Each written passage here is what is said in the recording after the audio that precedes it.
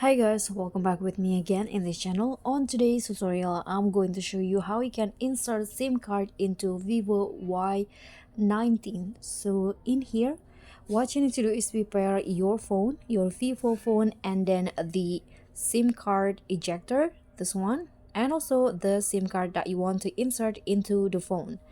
And in here, after you prepare the device and also this SIM card ejector, you can just find the SIM card tray on your phone. It's on the left side of the phone in here. So just use this SIM ejector to uh, push it into the little circle under the SIM tray like this until it pop up. Then you can just pick out the tray like this. So there are three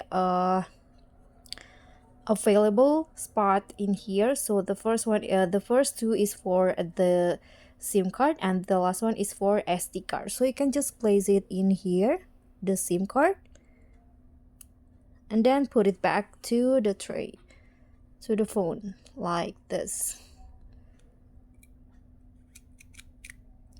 just like so.